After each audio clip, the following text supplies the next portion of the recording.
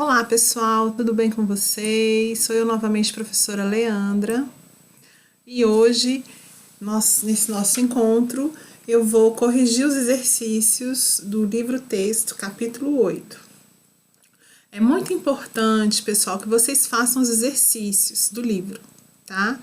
É importante também que vocês, após as aulas, realizem a leitura do livro-texto, porque para solidificar, né, aquilo que nós estamos trabalhando aí nas aulas, tá certo? Então, é muito importante fazer os exercícios. Se você não fez esses exercícios, então você acompanhe agora a correção e vá anotando aí no seu caderno as respostas, tá? Para quando você for estudar, você ter essas respostas aí mais fáceis aí no seu caderno, tá bom? Então, hoje nós vamos corrigir os exercícios do capítulo 8, que fala do sistema nervoso, tá bom, gente? Esses exercícios são os exercícios da página 152 e 153 do livro-texto, tá? Do livro de vocês. Então, são esses exercícios que nós vamos corrigir hoje. Muito bem. A questão número 1, né, fala da organização aí do sistema nervoso. Então, ela fala assim: quais dos itens a seguir fazem parte do sistema nervoso central e quais fazem parte do sistema nervoso periférico? E ela dá umas opções, ó: encéfalo, nervos cranianos, nervos espinais e medula espinal. Bom, gente, vocês viram aí, né, a organização aí do sistema nervoso, dividido em sistema nervoso central, né, que corresponde à parte central do sistema nervoso, e periférico, como o nome diz, periférico vai ser o que vai estar aí em volta, né? Seria na periferia, vamos dizer assim, do sistema nervoso. Bom, o encéfalo, gente, o encéfalo faz parte aí do sistema nervoso central, né? O encéfalo é muito importante, aí vocês viram aí que ele se divide, né, em várias partes. Aí no livrinho de vocês tá mencionando bem direitinho aí quais são as partes do encéfalo, né? Que o cérebro é a maior parte, mas tem também o cerebelo, o bulbo, né? O tálamo, o hipotálamo, né? Também fazem parte aí do encéfalo, né? E aí depois vem nervos cranianos, pessoal. Nervos cranianos fazem parte aí do sistema nervoso periférico, tá? Os nervos espinais, né, que partem da medula espinal, também fazem parte do sistema nervoso periférico. E, no final das contas, aí a gente tem a medula espinal, né, que fica aí protegida dentro da nossa coluna vertebral. Essa medula espinal, ela faz parte também do sistema nervoso central, tá certo? Se vocês tiverem qualquer dúvida, pessoal, pode colocar lá no chat, tá? Que a gente responde aí para vocês, ok? Muito bem. Questão 2. A questão 2 fala sobre a poliomielite, né? A poliomielite é uma doença, né, que muitos conhecem aí como paralisia infantil, tá? A poliomielite nada mais é do que a paralisia infantil, né? E é uma doença provocada por vírus, né? Então nós temos aí, ó, a poliomielite é provocada por um vírus que se instala no sistema nervoso e destrói os neurônios, né? Como nós vimos, os neurônios são as principais células aí do sistema nervoso. Essa doença pode ser prevenida por meio de vacinação. Então existe uma vacina para a prevenção dessa doença. Veja a figura.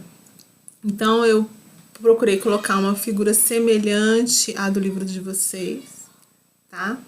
Mas não achei igualzinho. E aí fala assim: explique por que essa doença causa paralisia muscular. Então, né, o que acontece aí no caso da poliomielite, né? Como o vírus ele vai destruir os neurônios, ele acaba provocando, né, uma alteração nos nervos. Ele compromete o funcionamento dos nervos, que estimulam aí os músculos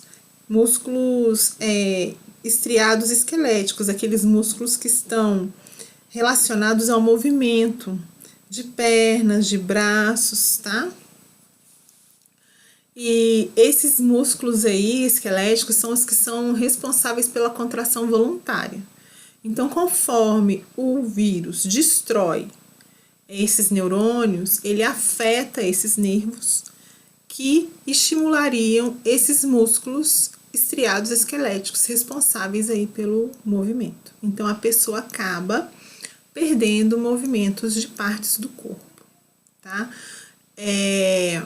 Professora, é só pernas, braços? Não, tá, gente? A poliomielite, ela pode matar, porque ela pode gerar a paralisia dos nervos, que são nervos, de músculos, que são músculos ligados à respiração, tá? Então, já houveram, sim, muitos casos de pessoas que morreram de paralisia infantil, né, de poliomielite, tá bom?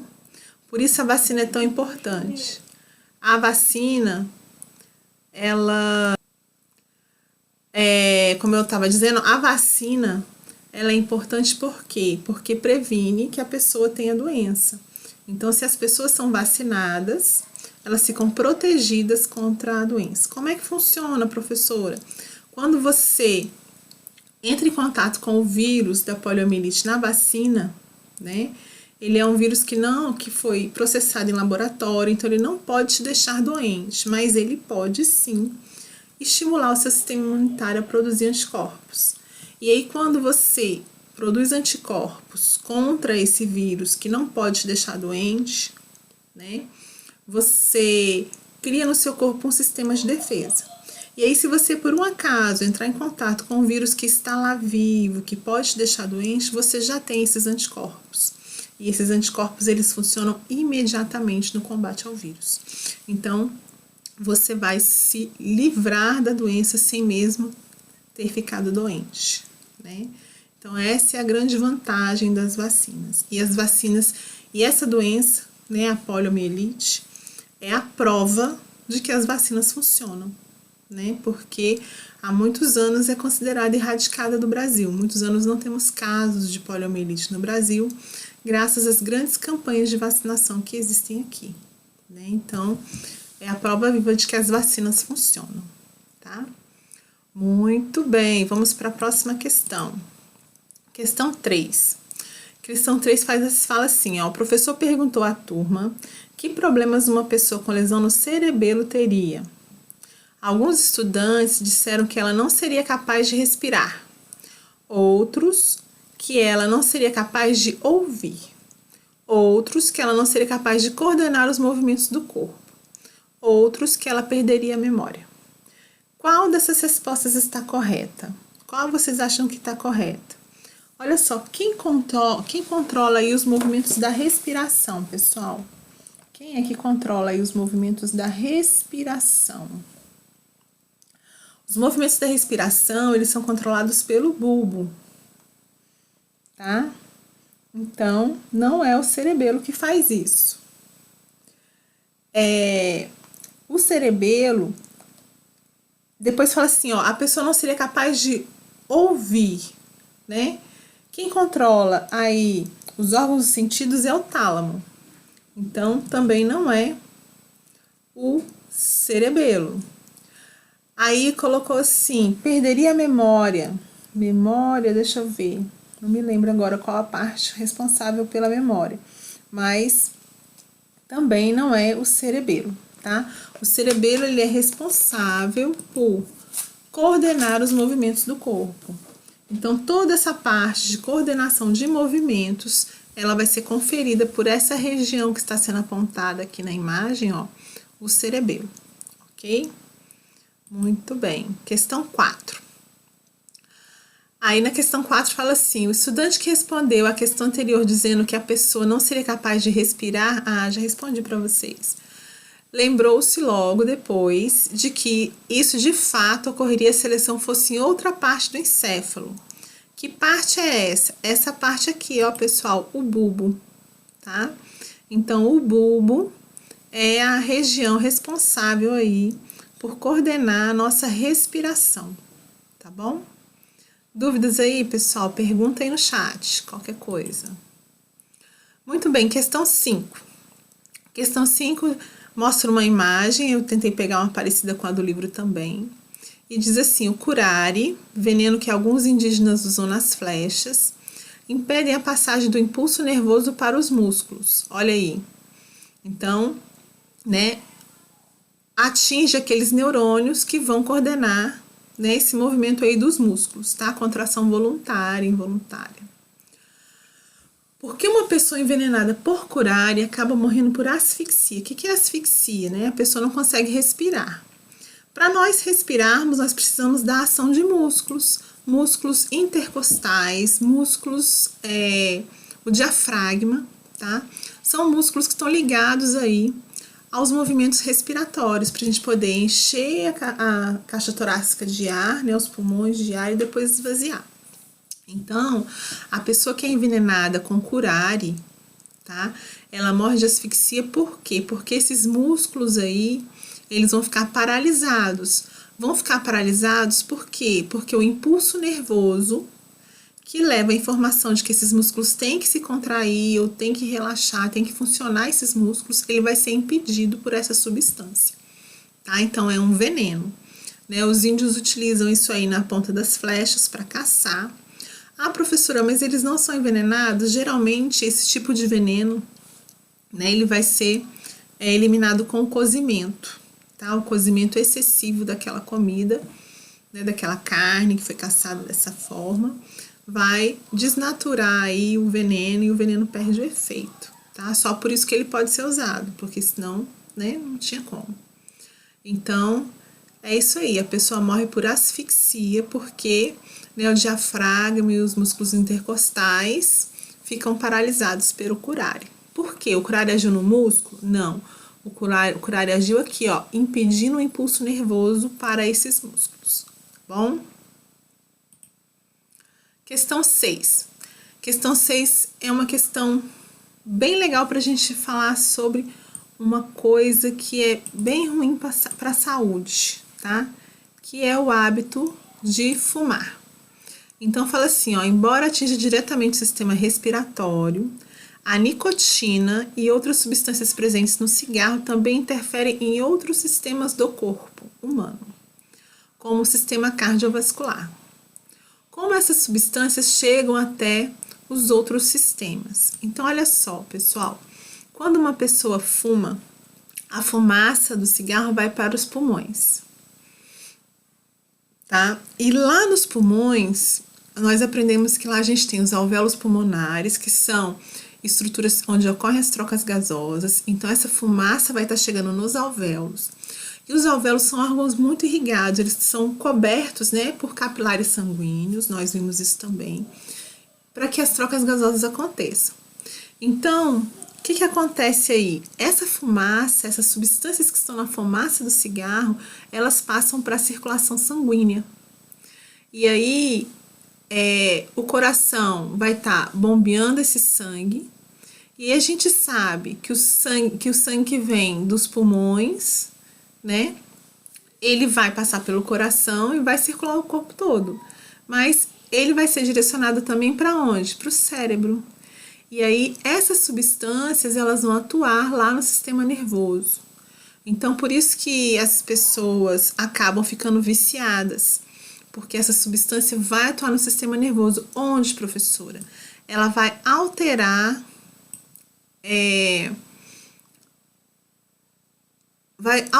os neurotransmissores, ela vai atuar a nível de neurotransmissores, tá?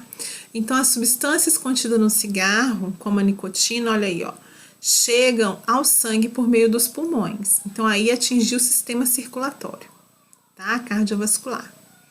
Do sangue, essas substâncias são distribuídas por todo o organismo, como pelo sistema cardiovascular, e vão chegar lá no sistema nervoso. E lá no sistema nervoso, como eu disse para vocês, vai alterar aí o funcionamento dos neurotransmissores, tá? Então, é por isso que vicia, porque atua diretamente no sistema nervoso, tá bom? Muito bem, questão 7. Olha lá. O álcool é uma droga, é a droga mais consumida no mundo e é legalizada na maioria dos países para as pessoas maiores de idade. No Brasil, pessoas com mais de 18 anos podem consumir bebida alcoólica desde que não dirijam depois de beber. De acordo com o que você estudou neste capítulo, explique por que é muito perigoso dirigir depois de consumir álcool. Bom, toda a nossa sociedade, né, fala aí sobre os perigos de você dirigir depois de consumir álcool. O que acontece? As bebidas alcoólicas, né, elas vão atuar inibindo os centros nervosos que controlam raciocínio, que controlam os reflexos, a coordenação motora. Então, a pessoa, ela vai ficar com o raciocínio mais lento, com os reflexos alterados, bem mais lentos geralmente, e a coordenação motora comprometida. Em algumas pessoas ainda o álcool causa sonolência. Então, gente, é muito perigoso dirigir depois de consumir bebida alcoólica, tá? Então, tá dizendo aí, ó, quando uma pessoa consome bebidas alcoólicas, a concentração dessa droga no sangue aumenta, né? O álcool aumenta no sangue. Inibindo os centros nervosos que controlam raciocínios, reflexos, a coordenação motora. Vai agir lá, ó, no cerebelo, tá? O álcool também provoca sonolência. Então, olha, é perigoso para o motorista, mas também é perigoso para os pedestres e para condutores de veículos não automotores, por exemplo, pessoas de bicicleta ou de skate, né, até pedestres, tá? É bem perigoso, compromete a segurança no trânsito.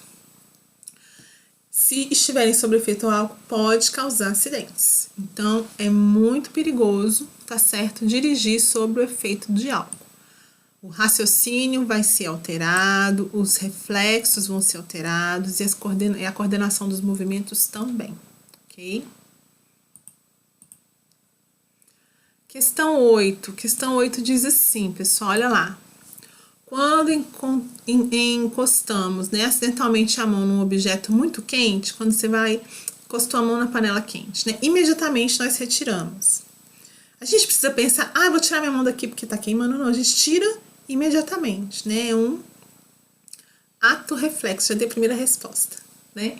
Indique a afirmativa falsa em relação a essa situação. Então, ó, trata-se de um ato reflexo? Trata-se de um ato reflexo, tá? Porque você não tem controle, não é voluntário, você não tem controle, tá bom? O neurônio sensorial enviou um impulso nervoso para a medula espinal. Exatamente isso, né? Aquele neurônio que tá lá sentindo, né, o sensorial que sentiu quando você encostou, enviou um impulso lá para sua medula. E aí a medula vai responder isso aí, né? Vai responder como? O neurônio motor envia um impulso nervoso para o músculo que tira o seu braço de lá, tá bom? Então, isso aí é um ato reflexo, tá? Ocorreu uma ação voluntária e controlada pelo cérebro? Não, a informação nem chegou no cérebro. A informação chegou só até a medula. Então, a que tá falsa é a última, letra D, ok? 9 diz assim: as drogas são capazes de alterar a comunicação entre os neurônios, mesmo sem atuar no corpo celular do neurônio. Então, ó, as drogas alteram então a comunicação entre os neurônios. Explique de que forma elas podem provocar essas situações. Olha, o que acontece? Lembra que eu falei da nicotina? Quando chega lá no cérebro, ela vai alterar os neurotransmissores que são liberados ali nas sinapses, né? Que são as regiões de comunicação entre um neurônio e outro. Então, as drogas, elas modificam a ação dos neurotransmissores e vão alterar a transmissão do impulso nervoso. E é por isso que elas acabam, né, viciando as pessoas, tá bom? Porque elas vão provocar modificação na ação dos neurotransmissores.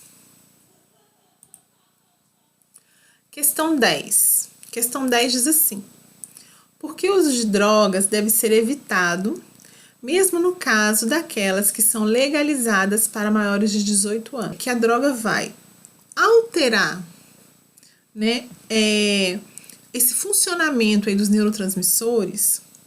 Então, mesmo que ela seja legalizada, ela vai fazer a mesma coisa.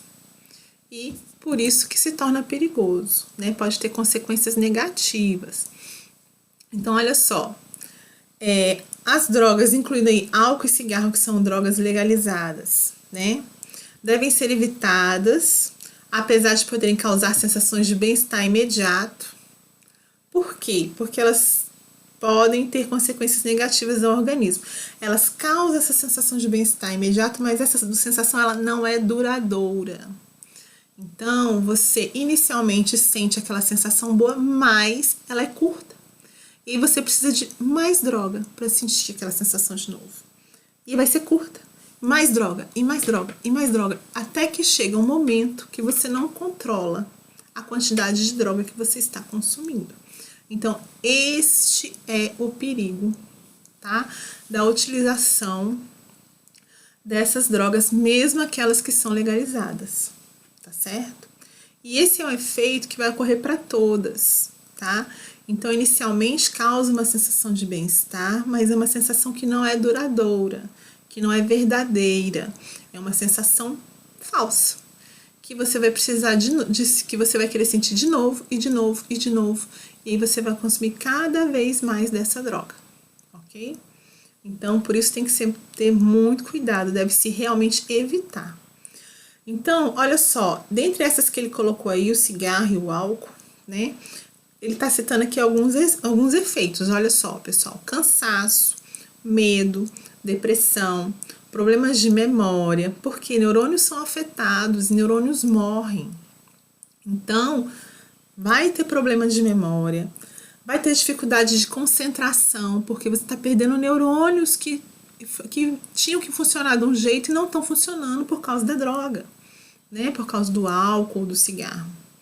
E vai ter problemas de aprendizagem também, tá? E ao longo prazo começa a ter incapacidade de reagir a uma emergência, começa a ter insônia, irritabilidade, alucinação, entre vários outros efeitos. Então, esses aí são alguns efeitos das drogas. É muito danoso ao sistema nervoso, tá? Como altera ali a atividade dos neurotransmissores, o cérebro começa a funcionar de uma maneira bagunçada. E aí a pessoa passa, muitas vezes, tem casos de ter alucinações, de perder a noção da realidade, tá? Então é muito perigoso, pessoal. E aí, ó, o livro continua falando o seguinte, ó, que o cérebro pode ser permanentemente afetado, com comprometimento de memória, da atenção, da concentração, da capacidade de raciocínio. Você perde aquilo para sempre, tá? Então, o uso de alguns... Isso sim, né? Falando com relação ao sistema nervoso central. Fora isso, né, tem os outros sistemas do corpo que também são afetados. Então, a gente vai ter danos a pulmões, fígado, né? Porque fígado aqui metaboliza todas essas substâncias estranhas que estão entrando no corpo. Coração, rim, cerebelo. E pode, inclusive, levar à morte da pessoa, tá? E é por esse motivo, por agir aí, né, modificando a ação dos neurotransmissores, que muitas drogas podem provocar dependência. Então, a pessoa fica viciada, né? A pessoa não consegue largar o uso daquela droga. Como eu disse, para ter aquela sensação de bem-estar, a pessoa, que é curta, a pessoa precisa de cada vez fazer aquilo com mais frequência. Cada vez usar quantidades maiores para ter aquela pequena sensação de bem-estar, tá? Então, é por isso que acaba provocando dependência química, certo? Muito bem, questão 11. Questão 11 diz assim, caso de acidente, quando há suspeita de algum dano à coluna vertebral, a vítima deve ser levada ao hospital imobilizada e deitada, evitando se movimentar. Por que é necessário esse cuidado? Então, aqui eu estou mostrando, né? É uma imagem de um treinamento aí de socorristas, tá? E eles estão aí imobilizando a pessoa. Ó, repara, né? A pessoa tá retinha, amarrada, né? Por quê? Porque vocês sabem ali que dentro da coluna vertebral passa quem? Passa a medula espinal. E se a medula espinal for lesionada, pode existir o risco de paralisia de algum membro do corpo, né? Então, a resposta que o livro dá é essa daqui, ó. Porque em casos de dano à coluna, o movimento pode provocar uma lesão na medula espinal e levar, por exemplo, à paralisia de algum membro, tá? Então, essa aí é a resposta da questão 11. Pessoal, se vocês tiverem dúvida, pergunta lá no chat. Muito bem. Bom, aqui, ó, questão 12 fala assim. Por meio de eletrodos presos à cabeça, igual essa mocinha tá aí na figura, ó, pode-se registrar a atividade elétrica do cérebro. Um exame chamado Esse exame é chamado eletroencefalograma. Explique por que na região que sofreu um acidente vascular cerebral, né, derrame, o eletroencefalograma acusa atividade elétrica menor. E porque, como consequência de um derrame, a pessoa pode apresentar distúrbios na fala, movimentação, na visão e outras funções. Então, o que acontece, gente? Quando a gente tem um acidente vascular cerebral, você tem o rompimento, muitas vezes, de uma veia, né, uma artéria, que leva sangue para o cérebro. E aí, o que acontece? Com o rompimento desse vaso, aquela área onde esse vaso se rompeu, ela deixa de receber nutrientes, deixa de receber oxigênio, concentra ali gás carbônico das células que estão produzindo ali. Então, muitas dessas neurônios que estão ali, eles morrem. E esses neurônios que morrem ali, muitas vezes eles não são repostos por outros neurônios. Então, aí é quando a pessoa vai ficar com sequelas do derrame, que é o que a gente chama de, que, como está dizendo aí na questão, distúrbio de fala, ou movimentação, ou visão, ou outros, dependendo da área que foi atingida aí pelo acidente vascular cerebral, tá certo? Então, aí o livro dá a seguinte resposta, ó. Por causa da morte dos neurônios, a ruptura de um vaso diminui a irrigação sanguínea na região, o que leva à morte dos neurônios que controlam as funções indicadas, né? Que aí a fala, a movimentação, a visão e outras, tá bom? Então, é isso aí que acontece no caso de um acidente vascular cerebral. Por isso que é importante socorrer a vítima rapidamente, tá? Então, a atividade elétrica ali vai diminuir, vai ser diferente das outras áreas do cérebro, porque ali existem menos neurônios, tá bom? Muito bem. Questão 13.